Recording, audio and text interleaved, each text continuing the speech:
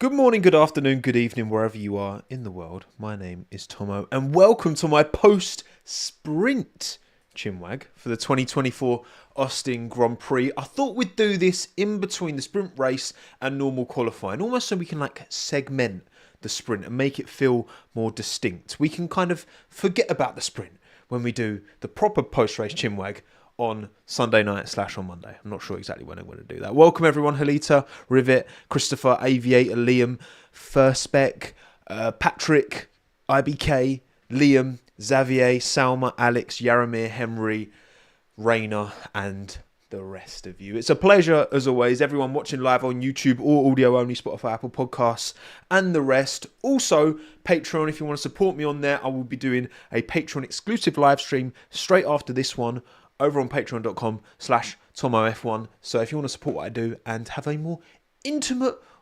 one-to-one, discussion over there afterwards, then feel free. I want to, with this, it's like a show. I think the Chinwag is like a show, and I wrap through the show and we interact a bit, but we interact a bit more over on Patreon. Lovely jubbly. So let's talk about this race. Let's first of all start with race rating for this sprint. What did we think out of 10?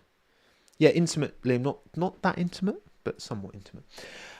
Talk to me. Race rating out of 10 for this sprint. Give me a number. And again, this is relative to a sprint race. So it was only 19 laps. That's like a third of the distance. It's like 100 kilometres. So much shorter. No pit stops. Bear that in mind. But I guess 10 being the best sprint of all time. 5 being a bang average sprint. 1 being an absolute howler. I was seeing 9, 7, 8. Okay, well, we're seeing some good numbers. We've already seen a few 10s. So, right, let's get a poll going. Sprint rating out of 10. Only 4 options. YouTube again. I'm begging you. 8 or a 7 or lower. So 10, 9, 8, 7 or lower. Okay, let me know. Let me know what you thought of festivities around an Austin Grand Prix track that it really does have everything, doesn't it? It's got great vibes. It's definitely the most atmospheric and the most European feeling in terms of the... I've not even been, right? And I'm just observing this from afar, watching on TV, from the fans and the energy around the Austin GP circuit. COTA is purpose-built. This is why purpose-built tracks are great. It really facilitates a proper atmosphere there, big numbers. It's got the long straights, it's got the tight corners, it's got the S's, it's got the tricky sections where you can cut back and take different lines. The more we see Austin, the more it's like creeping up to maybe it could well become my favourite track. In terms of a total thing, I really want to go next year. I really want to be there in Austin in 2025. Let's see if I can make that happen. Fingers crossed. Right, what are you saying? Out of 10, 7% of you giving it a 10, 26% of you a 9, 52% of you an 8, 15% 7 or lower. Look, I thought it was really good, okay? But I'm not getting too carried away. For me, it's a 7, okay? 7, did it have a balls to the wall fight for the win? No. Did it have pretty much everything else? Sure. Maybe 7 is harsh. I could have given it an 8. But I didn't. Okay? I didn't give it an 8. We had maybe I should have given it an 8. But what didn't it have? It didn't have the fight for the win, fine. But it had pretty much everything else. I don't know. I mean, I'm not changing the graphic. 7. It's a 7.5 straight up, but I'm going 7. Sod it, all right? It's already done. Either way, very good. Very good. Very happy with that race. Only 14% of you gave it a 7 or lower. Great scraps throughout as well. We obviously had Oscar making his way through the field. Yuki putting up quite the defence.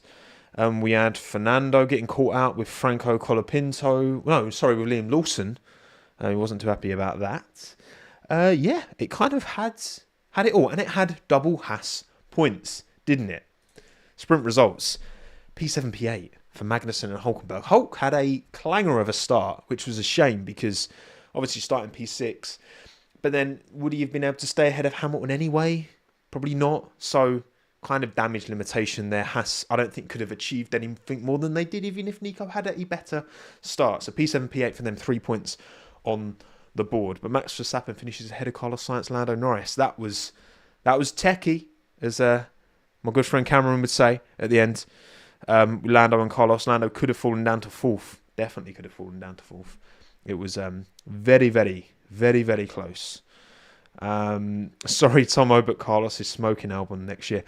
Look, Kelly, we'll see. Maybe you're right, Kelly. But if Alex does match Carlos, then that proves he's actually pretty decent. Because, I mean, Sainz had an incredible drive today. What could have been, right, if they hadn't run through their tyres battling each other and, let's say, position-wise, Norris hadn't got past them and say one of the Ferraris had come out of turn 1 in P2, right? Either one of them, I think, would have challenged Max for the win. Would they have beaten him? Max is a very difficult guy to get past, but I think one of the Ferraris... A Ferrari was the quickest car, I think. I think in these conditions, and again, temperature was a big thing, right? Hence why the Mercedes tyres just fell off an absolute cliff at the end. Both of them were struggling. So, Colapinto would smoke them both. Motel Ghost, I like your vibes. I like that. Hello, wife, as well. Hannah is on the sofa downstairs with Minton. So, look, Minton, maybe I should make Minton Patreon exclusive. I'm joking. I'm not going to make Minton Patreon exclusive. That would be the meanest way of trying to get you to sign up to my Patreon. Don't worry. Maybe. No, I'm not going to do that. I'm not going to do that. Don't worry.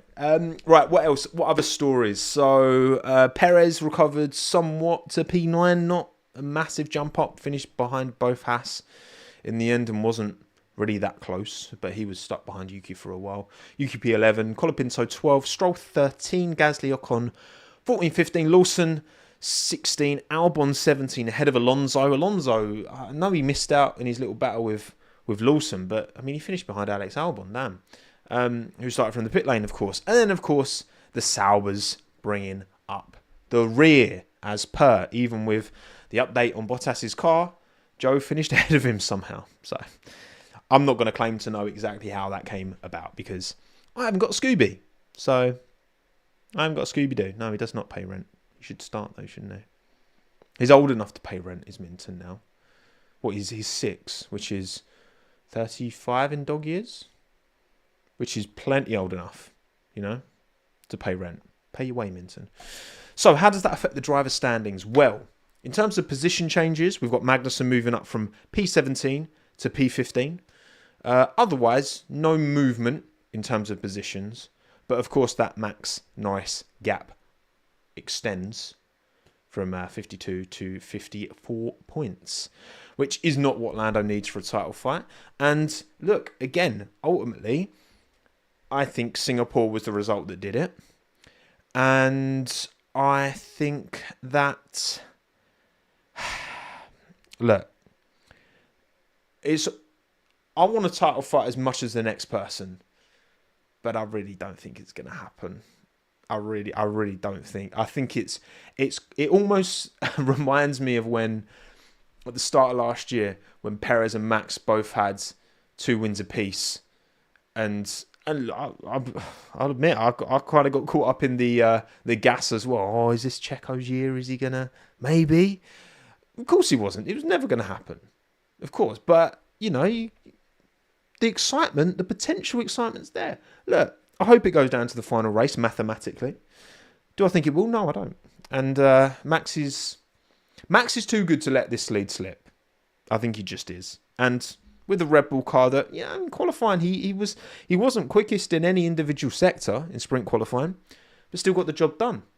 In the race, the Ferraris were quicker, I think, than him. But he got the job done. He just, good start, held it. Lando didn't really get within DRS once he broke out of it, and Bosch happy days.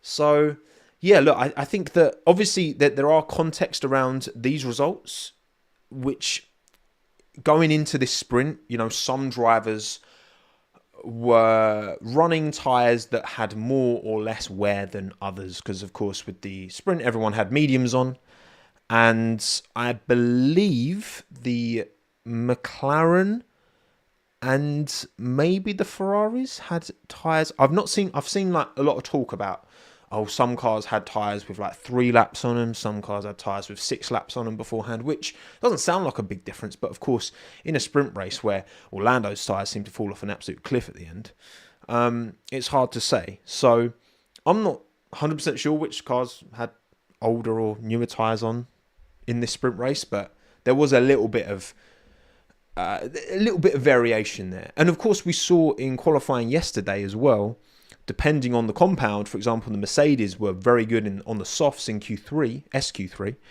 whereas the Ferraris were stronger on the mediums in SQ2. And of course, this was a medium race, okay, in the sprint, and the Ferraris, I think, were the quickest cars in the sprint race.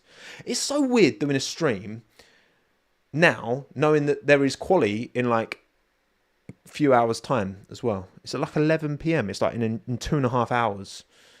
Really strange. Never done it like this before. But you know what? I'm here for it. So yeah, look that one up yourself if you want to know for sure, because I don't have the answers. But yeah, driver standings are like that. Team standings, though, we do have movement. Haas on the same number of points as Racing Bulls now, but with a best finishing position, go ahead of the Bulls that race. So yeah, tough. Even though, you know, I think Yuki put in a really good drive today. I was pretty happy, pretty impressed with Yuki Tsunoda. Absolutely. I thought he did a really good job defending. Bit on the line at times, but if you're going to defend with Checo and Piastri coming at you, sometimes you just gotta. It's part of it, you know. It's part of the game. Thank you, Gladiator, by the way, for super chat. Perez is making the Ricciardo decision more and more unjustifiable. Should have been Perez dropped YT/DR to Rebel Racing Lawson and YT/DR at VCarb. Look, Perez, you know, he had that moment in Baku. It's so interesting, isn't it? How a driver can, you know, in those specific circumstances that were Baku, a race that he could well have won. And I think, again, if Lando doesn't hold Checo up, Checo's possibly winning that race. But any track that doesn't fit within these very fine dimensions of a style that he can extract in that car, right? Because it's not like Checo has always been quick at Baku, yes, but it's not like he's always been rubbish everywhere else. That's not been the case. You know, in his years at Force India, you go back to Sauber as well. Very, very strange. Very strange. I mean, look, again, the nuances of what that Red Bull requires, who can extract it, you know? Outside of Max, who can extract the nuances of that car? That is ultimately the question. You know, it's not really who deserves it. That's not going to serve them anything, right? Because Perez deserved that seat in the first place and it's not worked for him. Giving a driver a seat because they deserve it. Ricciardo deserved, like he'd driven well enough at Renault to deserve to go to McLaren, but it didn't work for him. So I'm not so sure. So I thank you for the super chat as well. Love especially seeing Arsenal get bantered. Well, I mean, West Ham didn't exactly do much better today against the worst team in the world. Good performance from Science and well done, Haas. Yeah, I mean, you got to give a lot of credit to Carlos as well. You know, he had nothing to. He's got nothing to lose now. Like, he might as well go toe to toe with Charlotte every opportunity he gets and have some fun with it. Why wouldn't he? You know, why wouldn't he? Sprint weekends feel weird. They do feel weird, don't they? They do feel very strange. But yes, in terms of constructors, it's looking good for Haas. Their momentum's fantastic. I gave them, in terms of my predictions, pre-race Chinwag, I put Haas bang on. I was feeling good about Haas. They bought an upgrade that you can see the front of the front wing, kind of nose area is a bit changed up, and you know, it seems to have brought some performance. And either way, you know, they're not a team that bring loads of upgrades throughout the season, but they really understand their car. And yeah, man, 2JZ. Like, what can I say? 2JZ. It's meant to be. All right, get into bed with Toyota, and you know, Toyota, Lexus, LFA, greatest V10 of all time. I know these cars are V6s, but my point is still valid. Is the greying because Alex is falling behind Colapinto? Wow, Rivet. You get away with that because you're a channel member. You get away with that. But that was I mean, you're not wrong. Well, look, I mean, Alex was getting slam dunked on Twitter yesterday. After, well, look, he spun, didn't he? And he messed up his lap and went out in SQ1. We'll see in qualifying, see if he atones for his mistake. He put his hands up and said, yeah, he messed up. And look, I think Colapinto's putting more pressure on him than he's had on him at any point in his Williams career. Will he thrive? I still think he'll, by the end of this season, he'll have out-qualified and out-finished Colapinto. But I could be wrong. And if Colapinto's that guy, then I think Sauber got to snap him up, surely. Lawson P16. Yeah, Lawson got P16, but come on. Like, it is one FP1 and then into a sprint race. You know, give him time. Yeah, he was within a couple of tenths of Yuki throughout most of qualifying, and then had a bit of a cock up in. Well, he didn't mess it up massively in SQ2. He was just a little bit off the pace from Yuki, but Yuki's quick. Yuki's put his. I was impressed with Yuki on the radio. He didn't lose his call like he has before when he was told to give the position back, and I'm glad he didn't give the position back because the stewards were like, no further action. So imagine if Yuki had given the position to Oscar, and then the stewards were like, nah, there's nothing to investigate anyway. So he made the right call there, Yuki. And obviously you got Honda, senior management at Honda putting the pressure on Red Bull to give Yuki a shot, at least a test, and which I think, look, who knows how Honda are gonna find a way, if Honda are gonna find a way to get Yuki into Aston Martin. Maybe we can, if he can perform in a Red Bull, we can stay there until Alonso eventually retires from Aston Martin and then bring Yuki into Aston Martin. I mean, that would, I guess, work for Honda because there doesn't seem to be a route into Aston Martin anytime immediately soon. But we'll see. Tough to say.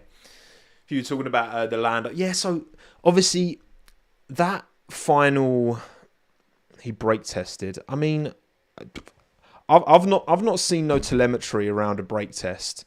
I'm gonna have a little look on Twitter. So what's being said about Lando brake test? Because I mean, clear brake test by Lando Norris. I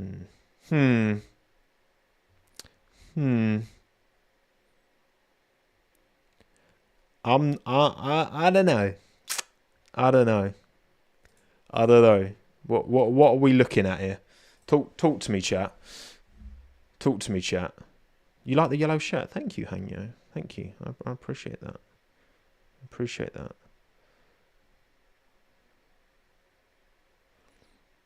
Steward said no. Difference telemetry, brake testing, no penalty, document out. Tomo sounded like a Minecraft villager. What? I've never played Minecraft, so I wouldn't. I'd love to know, but I don't. Is this for his little scrap with Charles Leclerc? To be honest, because I don't. Alex, more of a rare misreading by Charles, I would say. So it was with a bit with Charles. Okay. I mean, I don't know. I feel like in that part of the track, it's so up and over each other. It's such a difficult, you've got to. There's so many different ways you can go about that, and it's a brake testing. It's such a. It is a fine line because it's like, well, if you want to position your car in such a way and do something, I guess when you feel really under pressure, right, from the car behind in that slow section of the track, you don't want to be predictable because then Charles will just do the opposite and gain the advantage and gain the position. To be honest, I haven't seen enough of. I need to see. I've not seen any additional on boards on that one. To call that a brake check. My immediate impression watching it live, although I wasn't live because I was actually about 10 minutes behind, but I didn't even realise. You know what happened? I paused the TV earlier because I was cooking myself dinner, and I'd forgotten to like fast forward it back. So yeah, my bad. Yeah, no, I'm having a little look on Twitter now. I don't know. I feel like is that one you can define like, it's such a slow speed part of the track, because I do think, you know, brake tests are typically the most egregious ones are ones at really high speed, where there is, and look, obviously this is, relatively speaking, this is a slow speed part of the track. I just I don't know. I don't have anything to say. Yeah, hence the late tweets. Exactly. I don't have enough information to make a judgment call on that one. So, like always, make a call yourself. You know, I've got my opinion on what I have, and if I don't have the information necessary, then I can't make. Or it's just British bias, as you say, Essex. It could just be that. It could just be that. You know, as always. Right. Okay. Cool. That's we've been live for 20 or so minutes. Stewards have confirmed no further action for Lando, so he's fine. He's not going to get naughty stepped. What would they have probably given him for that? I mean, even if he'd got he would have dropped behind Leclerc if they'd given him a 5 second, but Russell was quite a bit further back, right? See Bottas's fire after the race. I did not see Bottas's fire. Right, well, you know what? I think we've covered enough for the sprint race here. I'm excited for qualifying. So now we're going to wrap this up.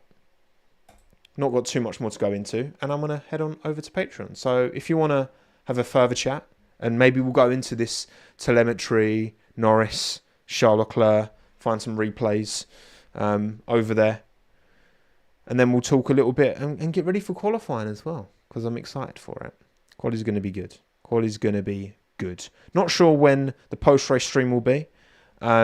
It's going to be late, obviously, in the UK, the race. Maybe I'll do it straight after. Maybe I'll wait till Monday morning. I'm not sure.